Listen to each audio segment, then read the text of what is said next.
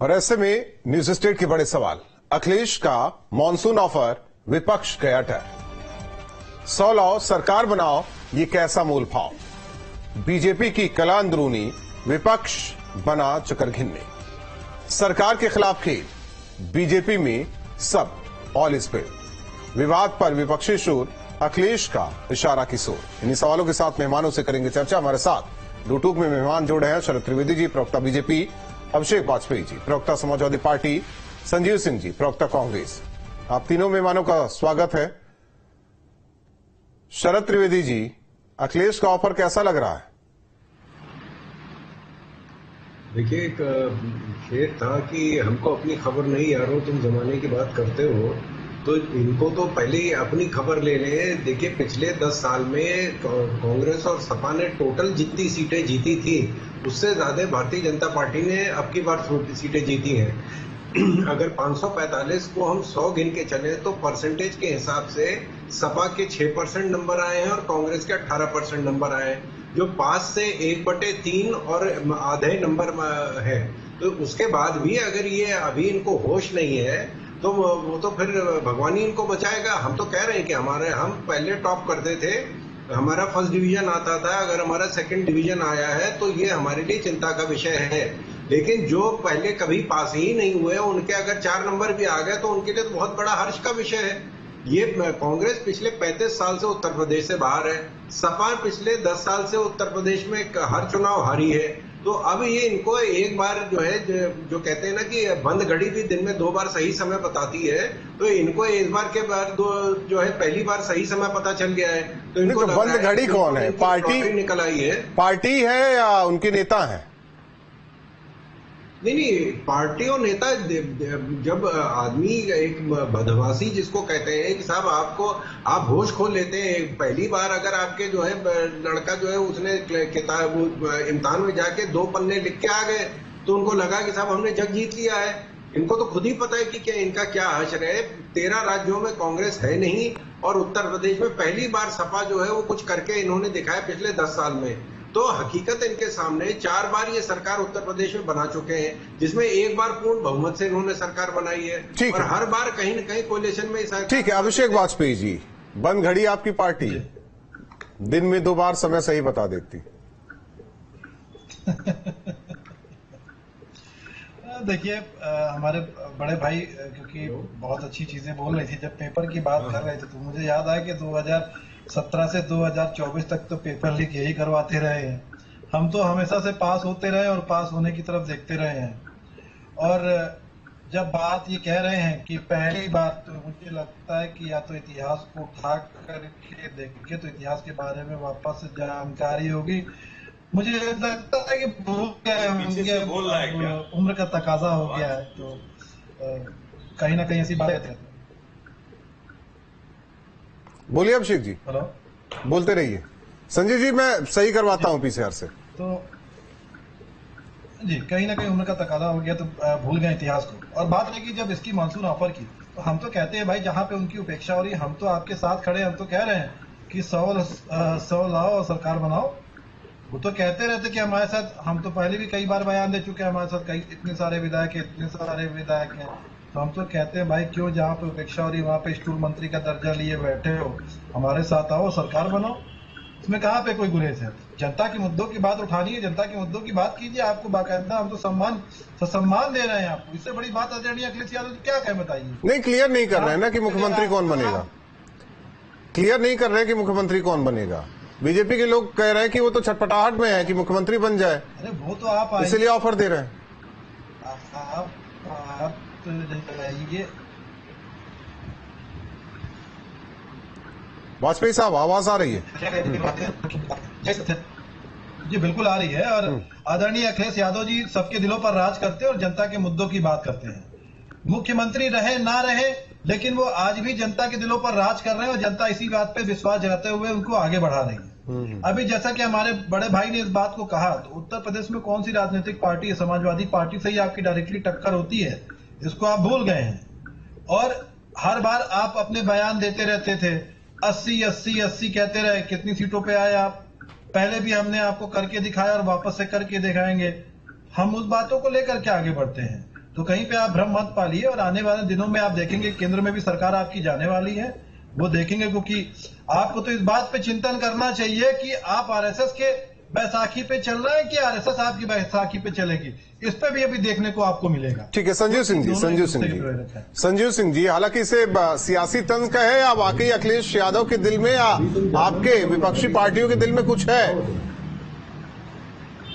पीछे से कुछ आवाज इको हो रही है, बार बार कोई बोल रहा है मुझे। क्लियर, मैं ठीक करवाता हूं, आप सवाल का जवाब दे दीजिए। आप ठीक। देखिए, सबसे पहली बात है कि अखिलेश यादव जी ने जो ट्वीट किया है, मुझे लगता है कि उत्तर प्रदेश के उप मुख्यमंत्री श्री केशव प्रसाद मौर्य जी को अपने आप को एक बार से फिर से उनको सिद्ध करने का मौका दिया है। क्योंकि हम सबको याद होगा कि 2017 में जब केशव प्रसाद मौर्य जी प्रदेश अध्यक्ष थे और पूरी भारतीय जनता पार्टी ने पिछड़े के चेहरे के नाम पे, केशव मौर्य के नाम पे वोट लिया, और आपको अच्छी तरह ख्याल होगा कि एकाएक कैसे प्रकट होते हैं मनोज सिन्हा, फिर 24 घंटे के बाद मनोज सिन्हा के बाद योगी आदित्यनाथ आते हैं, और उसी बीच में हमने देखा था कि केशव प्रसाद मौर्य जी कहीं हॉस्पिटलाइज होते हैं और 100 से ज्यादा विधायक उनके समर्थन में विरोध करते हैं। तो वही मौका दिया अखिलेश यादव जी ने कि मानसून ऑफर है, 100 लाओ सरकार बनाओ। 100 से ज्यादा विधायक उनके समर्थन में गए थे, और जिस तरह से 22 के चुनाव के पहले आपको अच्छी तरह क्या होगा कि बी संतोष की पूरी केंद्रीय कमेटी आई थी, जो योगी आदित्यनाथ और केशव मौर्य के बीच में जो विवाद चल रहा था उसका निस्तारण कराया। और जब वो कौशाम्बी का चुनाव हारे तो हम सबको अच्छी तरह याद है कि पूरा ठीकरा योगी आदित्यनाथ के ऊपर फोड़ने का काम किया गया। तो कहीं न कहीं इन सब बीच में हमने देखा है कि 22 के चुनाव में योगी आदित्यनाथ जी के साथ साथ चेहरा किसका होता था? नरेंद्र मोदी जी का होता था। और जब 24 का चुनाव आया तो नरेंद्र मोदी की गारंटी पे चुनाव लड़ा जा रहा है। तो सवाल ये बनता है कि जिसकी गारंटी पे चुनाव लड़ा गया वो व्यक्ति तो पीछे हो गया, उसने अमित शाह को पर्दे के पीछे से आगे कर दिया। तो अब यहाँ पे केशव प्रसाद मौर्य को तय करना है कि क्या वाकई उनके साथ भारतीय जनता पार्टी का एक बड़ा धड़ा उनके साथ है कि नहीं। अन्यथा जो चीजें सामने दिख रही हैं तो मुझे ज्यादा कुछ नहीं कहना। संघ प्रमुख राजनीति है, राजनीति है, कांग्रेस भी टूटी, राजनीति भी है, कांग्रेस आई भी आई, इंदिरा वाली भी आई, फिर वो कांग्रेस वो तो मैं नहीं तो अब कांग्रेस। तो क्या आप चाह रहे हैं कि बीजेपी में कांग्रेस आई वाला सिस्टम हो जाए क्या? देखिए, बीजेपी में जो संघ का सिस्टम पहले काम कर रहा है उसको आप समझने की कोशिश करिए। क्योंकि अमित शाह के रास्ते में रोड़ा कौन बन रहा है? आदित्यनाथ योगी बन रहे हैं। इसलिए केशव प्रसाद मौर्य को मोहरा बनाया गया। और मैं एक घटना याद दिला दूं, एक समय जब स्वर्गीय अटल बिहारी वाजपेयी भाजपा के बड़े चेहरा हुआ करते थे, तो उत्तर प्रदेश में कल्याण सिंह ने उनके खिलाफ बगावत छेड़ी थी, और उसमें बीच में काम किसने किया था?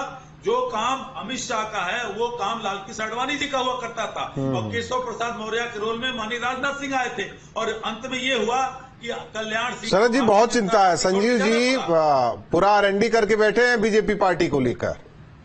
अरे भाई, आपने चर्चा ही ऐसी रखी। नहीं, मैं तो कह रहा हूं पोस्टमार्टम।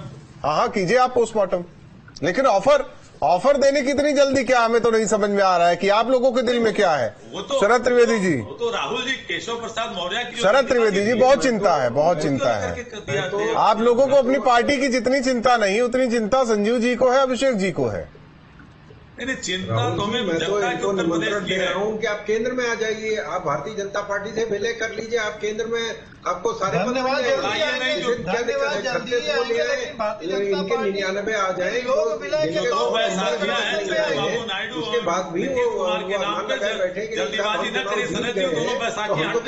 अभी तो केंद्र में भी इनकी सरकार बन जाएगी। बिल्कुल आएंगे, बिल्कुल आएंगे। जो 2 बैसाखियां हैं, 2 बैसाखियां आपके पास है। नहीं, ये ऑफर, ये मानसून ऑफर क्या वाकई केशव के लिए था या राहुल के लिए नहीं था? 99 सीट कांग्रेस की आई है, 100 लेकर आइए, सरकार बनाइए। राहुल जी, शरद त्रिवेदी जी, राहुल जी, आप तो खुद ही उस नाम के हमारे नेता के नाम नहीं, गांधी नहीं हूं मैं राहुल राजपूत हूं, और मैंने किसी का सरनेम भी नहीं लिया है। अब इस पर बहस मत कीजिए ना, अब इस पर बहस मत कीजिए। आसान भी नहीं है, चलिए ठीक है। नहीं, आसान भगवान न करे कि इतना आसान भी हो मेरे लिए। मैं जो हूं उसे रहने दीजिए। भगवान न करे कि आप उस रास्ते पे चले, क्योंकि वो मुसीबत आप नहीं झेल सकते। नहीं, वाकई न मेरा परिवार वैसा है, न मैं बता दूं, न मेरा परिवार वैसा है, न मेरे पिताजी प्रधानमंत्री हैं। अरे भाई, ना मेरे पिताजी मुख्यमंत्री है, छोड़िए आप व्यक्तिगत हो रहे हैं आप। शरद त्रिवेदी जी, शरद त्रिवेदी जी, भगवान न करे।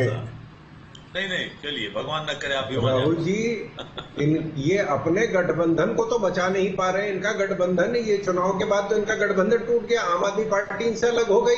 ये अपना गठबंधन नहीं बचा पा रहे हैं और ये कह रहे हैं कि नहीं हम सरकार बना लेंगे। हम तो आज भी कह रहे हैं कि आ जाइए, भारतीय जनता पार्टी से विलय कर लीजिए, हम आपको केंद्र में ले आएंगे, आपको केंद्र में मंत्रालय मिल जाएगा। नहीं, ये ऑफर किसके लिए है? कांग्रेस तो आपसे तो हाथ मिलाएगी नहीं क्या, समाजवादी पार्टी से?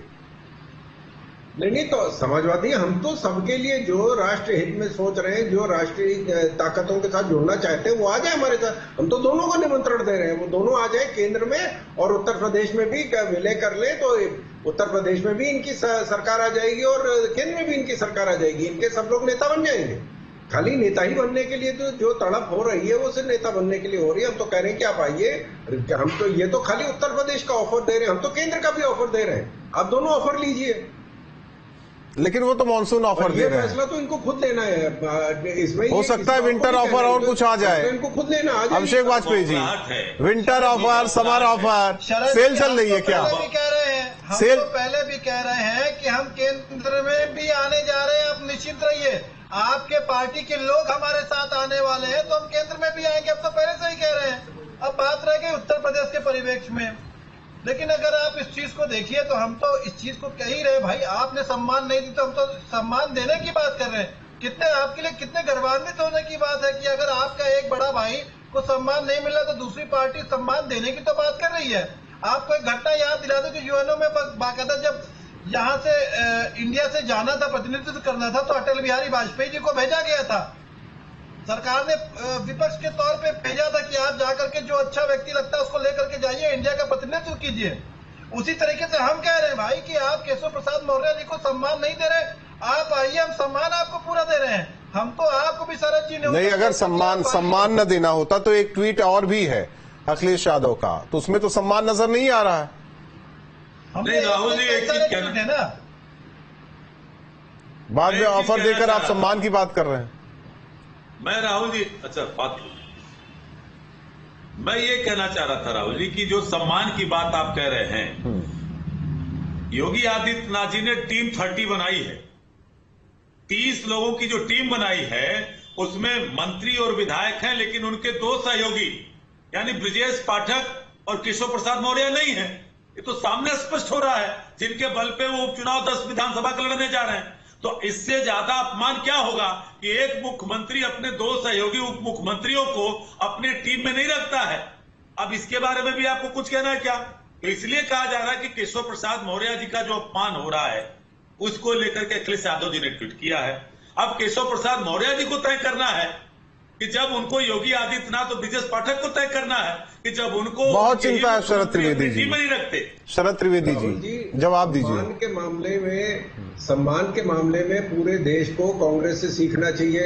इन्होंने माननीय नरसिम्हा राव जी जो इनके खुद के नेता थे और प्रधानमंत्री थे, उनके पार्थिव शरीर को अपने राष्ट्रीय कार्यालय में भी रखने की परमिशन नहीं दी गई। सीताराम केसरी जी के साथ इन्होंने क्या किया था वो जग जाहिर है। सम्मान वो तो आप सामने आप बताइए ना, इनके सम्मान की वजह से ही आज पार्टी का ये हाल हुआ। जितनी है मैं आपसे सवाल उत्तर प्रदेश की जनता और आम भारतीय जनता पार्टी का कार्यकर्ता पूछना चाह रहा है कि योगी आदित्यनाथ जी को ऐसी कौन सी दुश्मनी है कि वो ब्रजेश पाठक जी को, केशव प्रसाद मौर्य जी को अपनी टीम 30 में नहीं रखे? सारे के सारे इन्हीं से टूट के बने। इन्होंने इतना सम्मान किया कि इनकी पार्टी खत्म हो गई। अरे आपके सामने जो खत्म हो रहा हम उसको बता रहे हैं। आप बताइए ना कि आदरणीय योगी आदित्यनाथ जी के टीम 30 में आप ब्रजेश पाठक और केशव प्रसाद मौर्य क्यों नहीं है? यह स्पष्ट संकेत नहीं जा रहा है कि आप गठबंधन बना रहे हैं। आपके गठबंधन से आम आदमी पार्टी अलग हो गई। आप तो जीतने वाले के तो साथ रहे थे। हमारा तो गठबंधन आज भी तैयार है। राजपूत जी चर्चा कर रहे हैं, आप बताइए। आपका तो गठबंधन भी निपट गया है। जनता पार्टी का कार्यकर्ता जो 3 भागों में बट रहा है, एक तरफ केशव प्रसाद मौर्य के साथ है, ब्रजेश पाठक जी के साथ है और तीसरी तरफ योगी आदित्यनाथ जी के साथ है। आप 10 विधानसभाओं में किस मुंह से जाएंगे? कांग्रेस से कुछ सीखिए प्रसाद मौर्य। शरद जी, कांग्रेस से सीखिए, कांग्रेस से सीखिए और अब अभिषेक जी के राष्ट्रीय अध्यक्ष से सीखिए। उनको सीखने की जरूरत है। 36 साल से जो पार्टी उत्तर प्रदेश से बाहर है उसी से सब पार्टियों को सीखना चाहिए 2 सीट से कि क्या हश्र होता है जब आप इस तरह के कर्म करते हैं। पहली बार फुल मेजॉरिटी में नरेंद्र मोदी जी 10 सालों से हैं, तो मत बताइए। इसलिए कह रहा हूं कि आप तो 2 सीट से चले थे और इतिहास रिपीट करता है चीजों को। आपका जो उत्तर प्रदेश में गठबंधन है पिछले 10 साल में जितनी सीटें दोनों ने मिलकर गठबंधन जीती में तो आपके केंद्र गठबंधन में तो उससे ज्यादा भारतीय जनता पार्टी और प्रिया पटेल आरक्षण पे पत्र लिख रही हैं।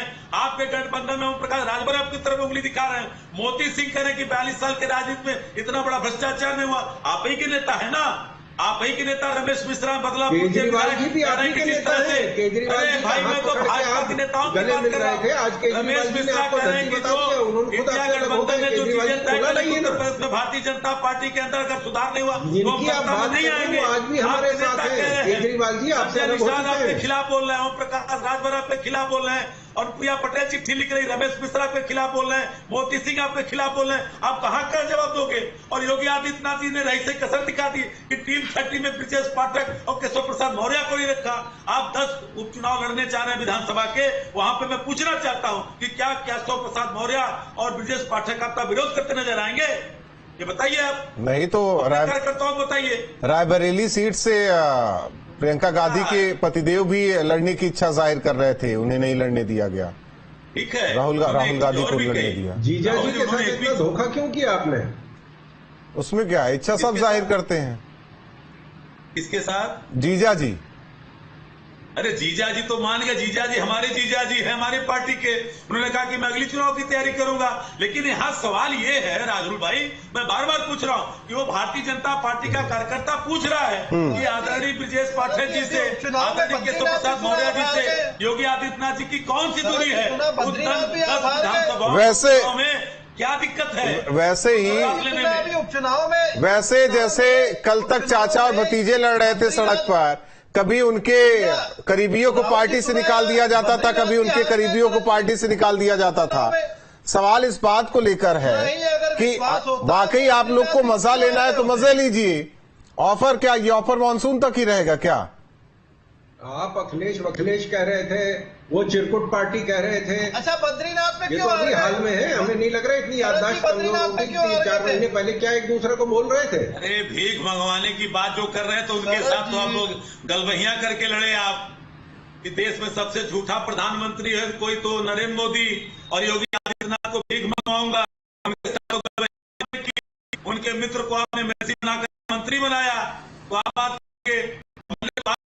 मंत्रियों विधायकों का नाम लिया मोदी से लेकर के जवाब। अरे आप अयोध्या भूल क्या? अयोध्या कोई एमपी कॉन्स्टिट्यूएंसी है, अयोध्या से भूल गया, अयोध्या से हम जीते हैं। अभिषेक जी सरकार में आने की इतनी जल्दबाजी क्यों है? भारतीय जनता पार्टी ने किया, उसका जवाब जनता ने दिया। अभिषेक जी सरकार में आने की इतनी जल्दबाजी क्या है कि ऑफर देना पड़ रहा है अखिलेश यादव को? भाई आप इसको ऑफर क्यों देख रहे हैं? आप देखिए कि कितना उन्होंने खुद लिखा है, मैं थोड़ी कह रहा हूँ। मानसून ऑफर उन्होंने खुद लिखा है। हाँ तो हम दे रहे हैं ना, अब हमेशा थोड़ी ना बरकरार रहेगा, हमेशा बरकरार थोड़ी ना रहता है। वो तो लिमिटेड पीरियड ऑफर होता है मानसून ऑफर तो। और उसके बाद मैं तो शरद जी से बार बार पूछ रहा हूँ, अयोध्या की बात हुई, बद्रीनाथ क्यों हार गए उपचुनाव में? अगर जितना जनता इतना विश्वास कर रही थी आपके ऊपर तो नहीं, मैं आपसे कहना चाह रहा हूँ कि ये एक मिनट शरद त्रिवेदी जी, अभिषेक जी, ये एक मिनट। भारतीय जनता पार्टी में कितने अभिषेक